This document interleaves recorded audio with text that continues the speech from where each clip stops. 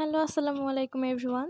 আজকে তোমাদেরকে আমলকির তেল বানিয়ে দেখাবো, যেটা চুল পড়া কমায়। এছাড়া হাতের যে কোনো কালো দাগ থাকে বা হাতের আঙুলের কালো দাগ, এ ধরনের কালো দাগগুলো দূর করতে সাহায্য করে। তো চলো প্রসেসিংয়ে যাই।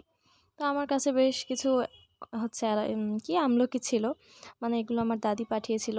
খেতে পারতেছিলাম না, তাই ভাবলাম যে একটু তেল বানিয়ে নিই। আমি এখান থেকে ভালো আমলকিগুলো বেছে নিলাম। এরপর এগুলোকে কেটে কেটে টুকরো করে নিলাম, বিচিগুলো ছাড়িয়ে ফেললাম। বিচিগুলো ছাড়ানো হয়ে গেলে এখন ব্লেন্ড করে নেব। আর ব্লেন্ডটা কতটুকু থিকনেস সেটা একটু দেখে নাও। আমি একটু লাইটিংয়ে ভিডিও করতে পারিনি, তার জন্য সরি।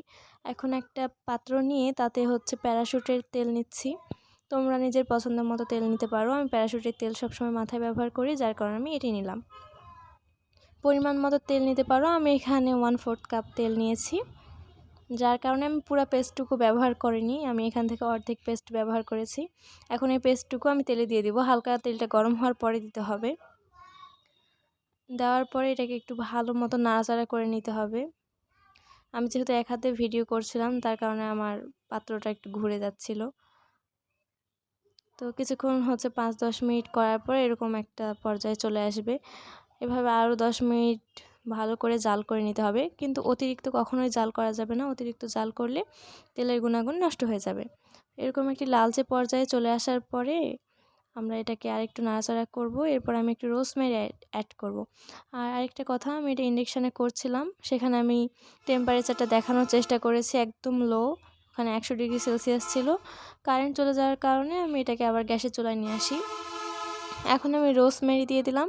রোজমেরি চুলটাকে খুব তাড়াতাড়ি বড় করে। যেহেতু আমি চুলে ব্যবহার করব, তোমরা যদি হাতে পায়ে ব্যবহার করতে চাও তাহলে রোজমেরি দেওয়ার কোনো প্রয়োজনীয়তা নেই। এরপর কিছুক্ষণ জাল করে এই যে হয়ে গেছে। এখন আমি এটাকে জাস্ট নামিয়ে নেব। আর কীরকম পর্যায়ে নামিয়ে নিলাম সেটা একটু ভালো করে দেখে নাও তোমরা। একটু আলোতে দেখানোর ট্রাই করলাম। আমার তেলটা মূলত এরকম সবুজ একটা কালার চলে এসেছে। সবুজ না, ঠিক টিয়া একটা কালার। এখন আমি এটাকে একটা কন্টেইনারের ভিতর নিয়ে নিচ্ছি। একটু ছেঁকে নিতে হবে, যেহেতু এটার নিচে আমি একটু তলানি রেখেছি। ছেঁকে নেওয়ার সময় একটু সাবধানতা অবলম্বন করবা। আমার বোতলটা অনেক ছোট ছিল, যার কারণে আমার পুরো তেলটা ওখানে আমি রাখতে পারি নাই। যাই হোক, ছেঁকে নেওয়ার পরে পরবর্তী প্রসেস দেখাচ্ছি। তো এই যে আমার তেলটা রেডি। এটা ইউজ করার সময় অবশ্যই ঝাঁকিয়ে ব্যবহার করতে হবে। আজকের ভিডিও এই পর্যন্তই।